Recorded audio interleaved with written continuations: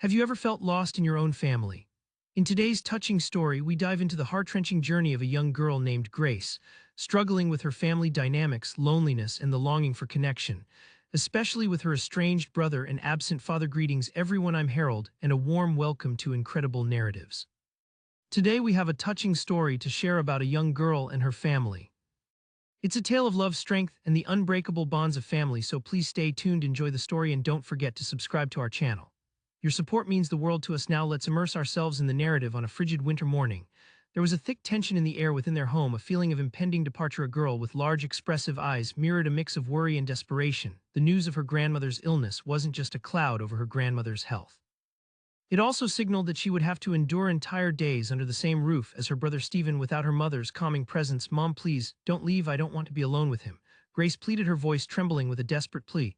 The idea of being stuck with Stephen was more frightening than the silence of an empty house. "I have no choice, dear. Something terrible has happened. Your grandmother suffered a stroke and is now unable to move. I need to go get her because she can no longer live alone," Rose explained, her voice filled with determination. Due to the circumstances, the seriousness of the situation was clear, and the burden of responsibility she had to carry was heavy. Despite the conflict it caused in her heart, "Stephen doesn't like me, Mom. He's always insulting me. What's wrong with him?" spilled out her fears, her words flowing like an overflowing river. Her relationship with Stephen was marked by a deep emotional divide, an invisible wall that seemed insurmountable, fueled by the rejection and indifference she felt from her brother. "Why are you acting so difficult? Are you speaking badly about your brother without reason? I've never seen or heard him treat you badly in any way," Rose responded, her tone a mix of disbelief and a hint of reproach. To her, Stephen was a quiet, but she had never seen actions that matched Grace's accusations. The difference between Rose's view and Grace's experience created a chasm of misunderstanding. "Well, it's time for me to go. The journey is long and the weather isn't good," the mother said. "Mom, please take me with you," pleaded through tears. "Are you really crying over this? I'll be back the day after tomorrow. I've left food prepared for you and you'll manage on your own."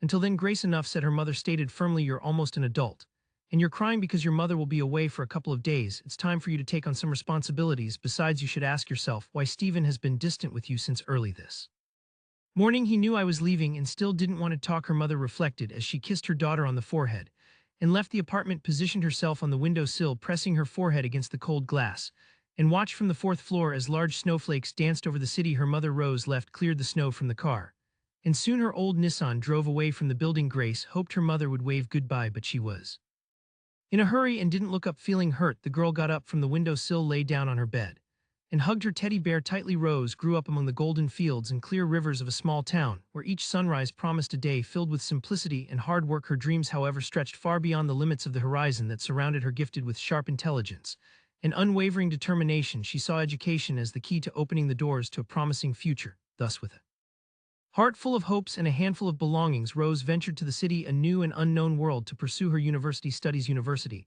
turned out to be a crucible of experiences, fostering not only knowledge, but also human connections. It was there that Rose met Martin, a charismatic young man who shared her zest for life and her drive for success. Their love blossomed under the shelter of their study years, nurtured by shared dreams and promises of a future together. After 3 years of dating, they decided to seal their love with the blessing of marriage. And not long after, they welcomed Stephen, a child who filled their days with immeasurable joy. For 3 years, their home was a sanctuary of love and happiness, an impregnable fortress against the adversities of the outside world. However, Martin's armor began to crack under the weight of unspoken challenges. Finding in alcohol a deceptive refuge, his addiction became the shadow that darkened the family's sunny days, growing insidiously until the man Rose had loved was lost in the haze of drink. Tragedy struck with Martin's death, leaving Rose and Stephen alone in the whirlwind of loss and desolation. Stephen, only 5 years old, could not fully comprehend the magnitude of their loss, but he felt the void left by his father's absence. Rose, facing the reality of her new life, summoned the courage to move forward. She found a job at the same place where her late husband had worked, and the idea of giving love another chance was buried under layers of fear of suffering and a determination to protect Stephen from any future pain. "Mom, is Dad in the stars now?" Stephen would ask some nights, gazing at the night sky from his bedroom window. Rose, holding her son in her arms, would whisper with a trembling voice, "Yes, my love, he watches over us from above, and he will always be with us in our hearts." These words, though comforting, were also a reminder of the deep love that once flourished, and the scars that time had not fully healed. The situation began to change when Rose met James, an attractive and eloquent man. Rose fell deeply in love with him, and she was not the only one fascinated. James never made any concrete promises to Rose. His presence was intermittent, appearing and disappearing without explanations, only to reappear after some time. "I don't have to explain myself to you. I'm not your husband, James brusquely responded once, when Rose tried to inquire about his absence. Rose was fully aware that building a family with James was an illusion. He was not made for family life, no matter how much she wanted to tell him not to come back each time she saw him at the door. She forgot all her resolutions. She felt irresistibly attracted to him, unable to stay away. Time passed, and James's attitude toward Stephen showed no signs of change. He was completely indifferent and showed no interest in the boy.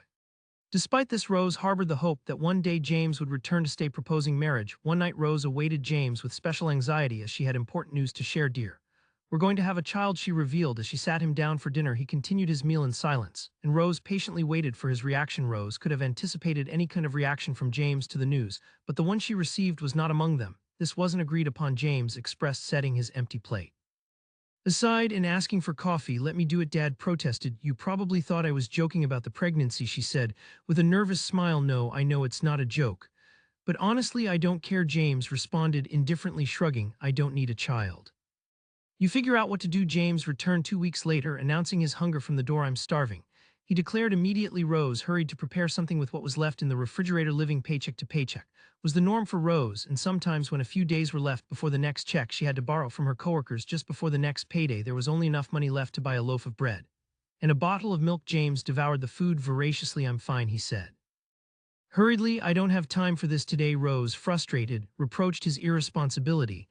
I don't understand how you can ignore your future child like this. We've talked about this before. I have nothing more to add, she insisted, hoping he would reconsider his desire to start a family, to live together, and raise their children. You'll soon be 30. It's time for you to settle down, she advised. No, I don't want a family, was James's firm response. You're not 15. Don't behave ridiculously. You should have understood by now that I'm not cut out to be a family man. Rose tried to hug him to ask him not to leave them, but James pushed her away and left after declaring, that's it. I'm leaving tomorrow, Mom. Are we going to eat? Stephen asked, entering the room as soon as James closed the door behind him. Rose covered her face with her hands, sobbing silently. There was no food left. James had consumed the last of what they had. Will have to hold on, she whispered, facing the harsh reality of their situation. After needing to go to the store with her young son, Rose returned home. Only an hour and a half later. During that time, she had to go from house to house asking neighbors and friends for borrowed money. 2.5 months later, James was still appearing from time to time. During this period, Rose convinced herself that she needed to stop waiting for him, although deep down she never lost hope that everything would change. One night James arrived later than usual and looked at Rose with an intense and scrutinizing expression. James, I can't keep waiting for you, Rose said, determined. Don't tell me that, Rose. Not this time, he replied, as if it were a bad joke. I'm not joking, James. I've made this decision myself.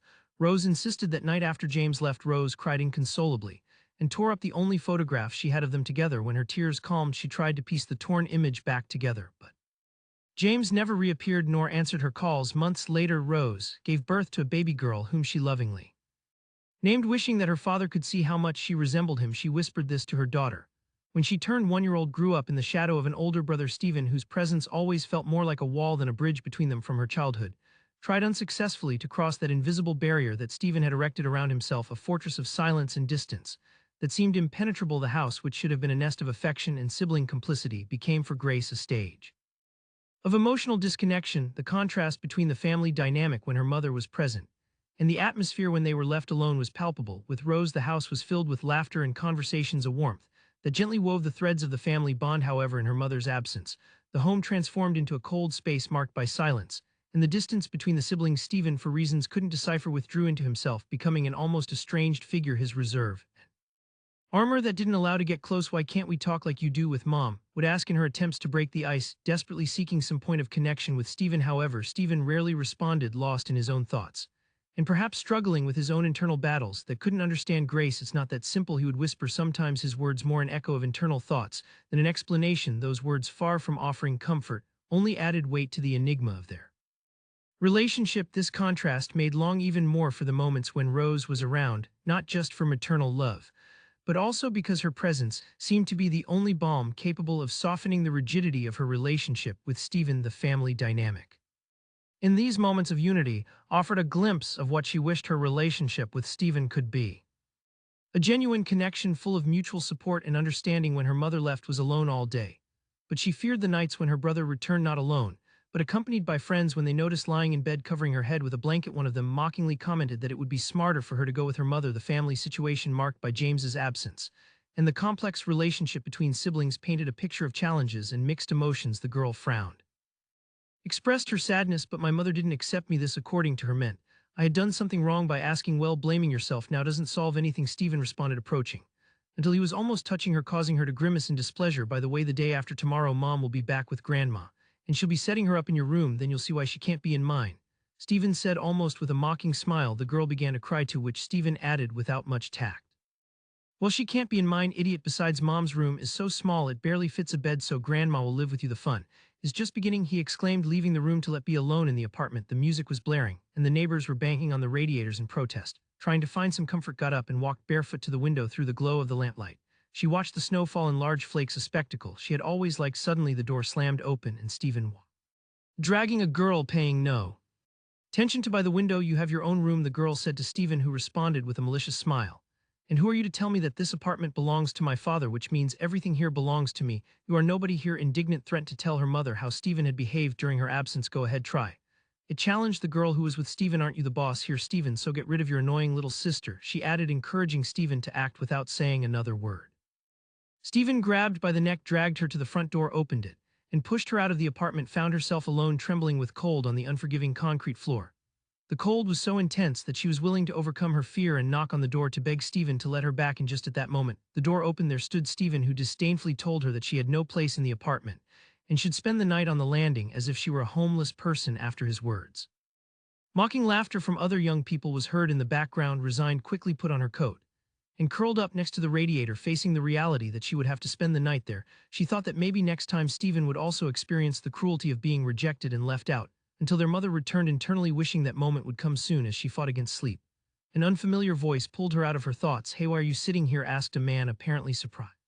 Find her in such a situation, explained that her brother had kicked her out and that her mother was away for a few days while she had never known her father. With a sigh, she added that she felt helpless. The man, who turned out to be a new neighbor, though not so new as he had lived there since he was a child before moving away for a long time, introduced himself as Uncle Alan, a blond man around 40. After introducing himself, told him her name, and upon Alan's offer to talk to her brother, she quickly rejected the idea, explaining that Stephen was drunk and that she was afraid to confront him, preferring to stay on the landing despite the circumstances. Uncle Alan, showing concern, asked for her apartment number, hinting at the possibility of helping her somehow despite Grace's initial reluctance to involve him in the conflict with her brother. The unexpected interaction between Grace and her new neighbor, Uncle Alan, offered a glimmer of hope amid her desolate situation.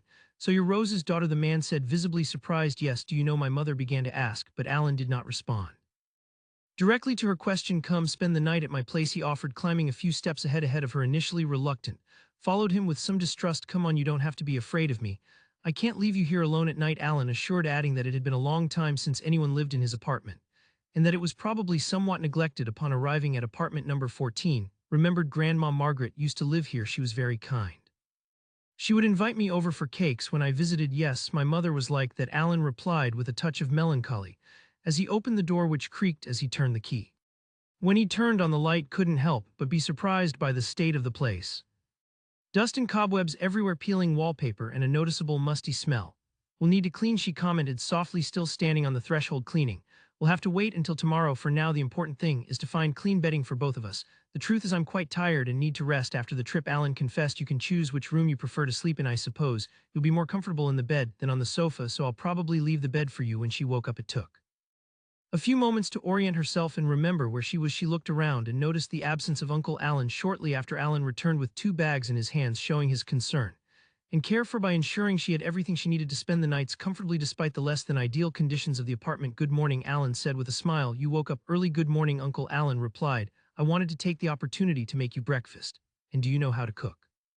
Alan asked with curiosity. Well, I can make a few things. In fact, my mom recently taught me how to cook pasta. We made it together, and it turned out really good. My mom loves to cook and does it very well. Alan stopped smiling for a moment and seemed lost in his thoughts. Uncle Alan, did something make you sad? Asked, noticing the change. No, nothing like that. So you learned to cook pasta with your mom? I'm sure you do it very well. We'll make it for lunch, he proposed, trying to recover his spirits. I'll try. I still remember how my mom and I made it, but for breakfast, how about we make semolina porridge? That's my least favorite food, Alan admitted. Then how about an omelet? I know how to make that too, said enthusiastically, and she headed to the kitchen to prepare it. After breakfast suggested they should clean the apartment. Sure, I'll go shake out the rugs outside to let them air out. Alan offered. A lot of dust accumulates overnight. Can I help? Asked. Of course. The work will be more enjoyable together, Alan replied with a smile. Had never thought that shaking out rugs could be fun. But she thoroughly enjoyed the outdoor activity. Returning to the apartment, they continued cleaning and then started cooking the pasta. Appreciated how the time was passing, something she missed. Rose, her mother, loved her deeply, but having to work two jobs, she couldn't always spend as much time with her as she wanted. Lost in her thoughts, felt sad recognizing that she needed to go back home. I have to go, she said resignedly, but Alan offered to talk to her brother on her behalf. No, Uncle Alan, I'm afraid that would only make things worse. Stephen is only nice to me when Mom is home. Tomorrow I have school, and I need to study and prepare. I don't always get the best grades. They're usually 4s and 5s, explained, and I don't want to cause you any trouble either. You must have your own family to take care of. Uncle Alan, reflecting on his own situation, responded with a sigh. No, I don't have my own family. There was a hint of sadness in his voice. You are such a sweet girl. If your brother hurts you again, come here. What supplies do you need for school? Alan's kind words made feel even more hurt by her brother's attitude, and tears welled up in her eyes. Finally deciding to return home, tried to enter, but without keys. She rang the doorbell repeatedly with no response. She considered going back to Alan's, but trying the door handle, was surprised to find it open. Her house was empty. Stephen had gone out with his friends, even forgetting to lock the door. Found herself once again needing to clean up the mess left behind before she could sit down to do her homework. Stephen returned around 8 p.m. drunk and visibly upset, demanding to know where their mother kept the money. Faced with Grace's denial and fear, who assured him she didn't know, Stephen, frustrated, began rummaging through cabinets and drawers in search of something valuable. His frantic search caused an even greater mess, and amidst the chaos, a photograph fell from a book, marking an additional moment of tension in Grace's already complicated night. The photograph, which had been found torn and then carefully glued back together, caught Stephen's attention. I recognized this man. He used to visit Mom. Come here, kid, take a look. Looks like this might be your father, he said brusquely, handing the photo to Grace. Timidly approached and took the photograph in her hands. Stephen observed, yes, there's definitely a resemblance. Your father looks like you. Excited and curious, retreated to her room to examine the picture more closely, convincing herself of the remarkable resemblance between her and the man in the photo. On the back of the image was an address in another city. Suddenly, Stephen stormed into the room, demanding to know where their mother kept the money. After yelling and assaulting her, jumped out of bed, grabbed the keys from the hallway, and ran to Alan's apartment, seeking refuge. Has your brother bothered you again? Alan asked as he opened the door. Uncle Alan, Stephen found a photo of my father, explained. I want to go see him. The address is written here. Alan, concerned, advised her. Grace, you should wait for your mother to return and talk to her about it. Replied that she had tried to talk to her mother about her father many times, but she refused to discuss it, simply saying that he had left. Look, the address is in another city, but I can't go alone. Insisted. Could you come with me? She asked hopefully. Alan, however, was reluctant. No, Grace, it's not right to go that way. You need to talk to your mother first. Grace's determination to learn more about her father and the possibility of finding him clashed with Alan's prudence and advice, highlighting the complexity of her family situation and her longing for answers about her past. I'll need your mother's permission. If she doesn't mind, then I'll accompany you. Just be patient. Your mom returns tomorrow, and I'm sure you're eager for her return, Alan said, trying to calm Grace. Alan also felt a growing anticipation for Rose's return. The woman who had left an indelible mark on his heart more than 20 years ago. For a brief moment, Alan remembered when he met Rose. Rose had become his neighbor after marrying Martin, Stephen's father, and moving into her husband's apartment. Despite the years that had passed, Alan still vividly remembered the day he met Rose near a bus stop. She was returning from visiting her mother in the village, carrying 2 heavy bags, one of which contained potatoes. Let me help you, Alan offered, skillfully taking the bags from Rose's hands. I'm very grateful to you, she said. I don't know how I would have managed to carry all this on my own. During the short journey they shared, they had the chance to exchange a few words. With a glimmer of hope, Alan dared to ask, would you like me to invite you for a coffee tomorrow? Without averting her gaze, Rose responded with a smile, I'm afraid you're a bit late. I got married just a week ago. At that moment, Alan realized they were near his own building. Unaware of how they had arrived there, absorbed in the conversation with who was now his new friend, so now were neighbors, he concluded, coming to terms with the reality of their physical proximity. But the emotional distance imposed by circumstances. Rose became an unexpected surprise in Alan's life by revealing that she was already married, placing her immediately in a special place in his heart. Despite his efforts to forget her and move on, Alan found himself unable to divert his attention from her. It was as if he were enchanted. Alan, being a respectful and honorable man, never tried to interfere in Rose's marriage or express his feelings to her, though it was painful for him to see her constantly without being able to convey what he felt. Alan had no intention of disturbing Rosie's peace by trying to approach her as a suitor, fully aware of the integrity that implied the pain of loving in silence was a burden he carried alone without making his affection for her evident even when curiosity about Rose's life could have consumed him. He stayed on the sidelines, not inquiring into her personal or family life after needing to go north for work. Alan kept in touch with his mother through letters and phone calls revealing details of his life away from home, but omitting any direct mention of Rose or doubts about her family situation. One day, his mother casually mentioned that Rose's husband had died a few months ago, leaving her a widow with a young son, Stephen, who was 5 years old. The news hit him like a revelation, as he had maintained a respectful distance, avoiding interfering in her life. The possibility that Alan might have started his own family was a topic briefly discussed in conversations with his mother, who expressed her wish that he had settled down a long time ago. Alan's reaction, indicating his willingness to marry soon, reflected an openness to advancing his personal life, possibly influenced by Rose's new situation. However, his mother's concern over not seeing her son for so long caused him deep pain. Finally, after 3 weeks of absence, Alan was able to return home. They hadn't allowed him to leave earlier. Filled with eagerness, he arrived home, where he was warmly embraced by his mother, to whom he gave several gifts. Without wasting any time, Alan headed to a flower shop, driven by the desire to reunite with Rose. "I want the most beautiful bouquet for the most beautiful woman in the world," he said. In the store, the vendor showed him a spectacular arrangement, and Alan without hesitation chose one with 15 roses. Indifferent to the price, Rose was surprised to find Alan at her door holding the bouquet of flowers. "Is this for me? What a joy to see you," she said, visibly excited. Alan, for his part, felt his old feelings for her resurface, while Rose felt somewhat shy under his gaze. At that moment, Stephen, Rose's son, appeared, asking who the visitor was. "This is our neighbor," she explained. Alan, gathering his courage, confessed to Rose that although it had only been a short time since Martin's death, he had dreamed for 6 years of expressing his feelings to her. Just as he was about to delve deeper into his declaration, the sound of boiling water interrupted the moment. Rose, a bit startled, hurriedly got up. When Rose returned to the room, Alan said with a smile, "I'm willing to wait. I love children. Would be very happy to take on the role of father. Stephen is a wonderful child and has a lot of you," he said, expressing his desire to be part of their lives. However, Rose, visibly affected, asked for time before being able to discuss any proposal. "I understand," he replied. "I'll wait." From then on, Alan began to visit Rose regularly, bringing her flowers and small gifts for Stephen, always careful not to be invasive, showing his willingness to wait as long as necessary. Stephen, for his part, began to show affection towards Alan, gradually getting closer to him. Rose came to the conclusion that she was still not ready to embark on a new romantic relationship, and over time realized that her feelings for Alan were merely friendly. "Alan, I'm sorry," she expressed sincerely.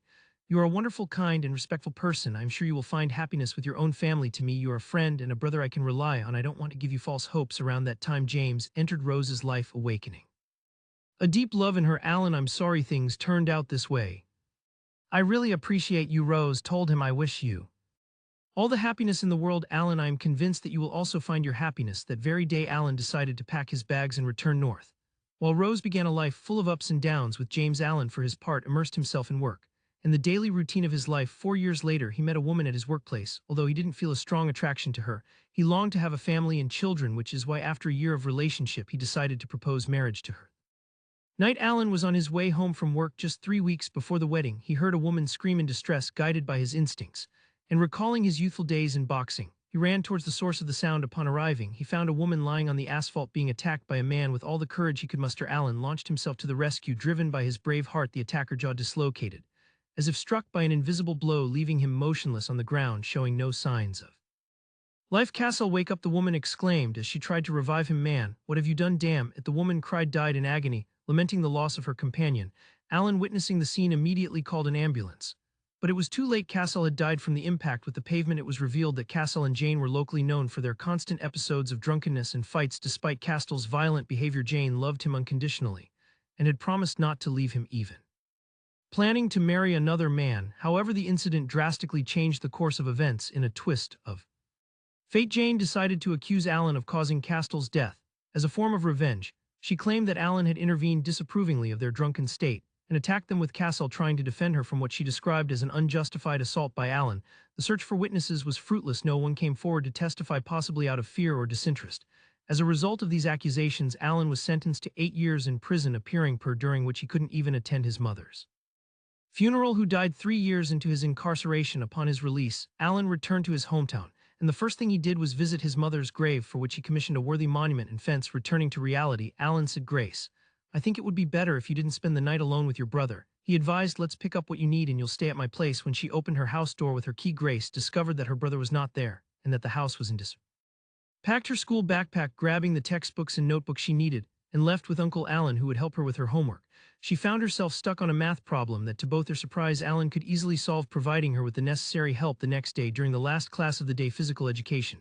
The principal entered the gym and requested that go home immediately even though the class was not yet over, quickly changed, grabbed her backpack and ran home, sensing that something bad had happened. The apartment door was open, and strangers were coming in and out. Seeing Stephen, anxiously asked who these people were and what had happened. Our mother and our grandmother had a car accident on the highway and died, her brother replied with a trembling voice. No, you're lying, screamed, refusing to accept the reality, and ran out of the apartment desperate. She knocked on Alan's door seeking comfort, but he was not there. He had left early looking for work. Stephen had not lied. Their mother had indeed suffered a serious accident. The news of Rose's and her mother's death left Alan in a deep state of shock with profound sadness. He assumed the responsibility of organizing the funeral. After the ceremony, in tears, faced the uncertainty about her future. What will happen now? Will I go to an orphanage? She asked fearfully. No. Did you expect me to take care of you? I don't love you. I was eager to get rid of you, Stephen replied harshly. Alan intervened, suggesting that he would be willing to take care of, but questioned who would allow him to assume her custody. Facing resistance from Stephen, I promise that as soon as I get a job, I will provide you with money for Grace's care. I just ask you not to send her to an orphanage, Alan proposed. Stephen, with a cynical smile, responded, no, it's not necessary here. But if you want, you can pay me rent for a room for her. Maybe she can stay with me for a month. I still have some money. Just wait, I'll surely find a solution, Alan insisted, trying to avoid ending up in an orphanage. Desperate, pleaded, I know my father's address. Please take me to him. Maybe he will take me, and I don't want to go to an orphanage. Stephen, mocking, assured her that her father would be waiting for her with open arms. Showing a coldness and cruelty towards his sister's situation, Alan, moved by the situation and reprimanding Stephen, reminded him, you can't be so insensitive. She's your sister. Is this how you act? The situation reflected the complexity of family relationships, in times of crisis, testing the bonds and commitment of each individual towards the well-being of the most vulnerable. Don't shed any more tears, dear, Alan consoled, gently stroking the girl's head as he watched her emotionally. I will truly your father, Alan promised, sincerely hugged him tightly, and Alan couldn't help but let tears escape. Oh, Rose, Rose, Alan thought with a touch of bitterness. If you hadn't rejected me, everything could have been different. You could have been everything to me. We could have built a life full of happiness together. I would have done anything for your happiness. During the train ride, the outside world passed by quickly as snowy for Forest slid by like lightning beyond the window. With her forehead pressed against the cold glass, gazed absently at the landscapes, wondering about the reunion with her father. How will he receive me? Will he be happy to see me? What if he doesn't even know I exist? What will happen if he no longer lives at that address? She wondered, full of anxiety. Maybe you should try to get some sleep, Alan suggested, gently trying to ease her anxiety. No, Uncle Alan, I don't want to sleep, she responded, determined to stay awake. After getting off the train and walking towards the noted address, felt overwhelmed by melancholy, and tears began to flow freely. What if my father rejects me? She said, sobbing. We will soon find out everything, Alan assured her, trying to comfort her as they headed towards the indicated address. Finally, in front of the door, Alan encouraged to ring the doorbell. With a trembling hand, the girl obeyed and waited. The door opened, revealing a woman in her 30s who looked at them with an unwelcoming expression. The tension of the moment was palpable as they prepared to face whatever came next. Alan, determined, told the woman they wanted to talk to James Lopes. It's about work, he explained, trying to obtain information about when they could meet with James. The woman, indifferent, merely said that James would be back in a couple of hours. Before closing the door with his stomach growling, Alan asked if she was hungry and suggested going to a cafe to pass the time. After eating and waiting for the appropriate time, they returned to James's apartment. And this time it was he who opened the door. What do you want? James asked with obvious displeasure. Alan tried to request a more private place to talk, but James flatly refused, insisting they stay at the entrance. Stared at her father, noticing the resemblance between them. Took the opportunity to mention Rose, asking James if he remembered her. Upon mentioning the city they came from, James seemed to recall and recognized Rose as a beautiful woman. You are my father said with a trembling voice.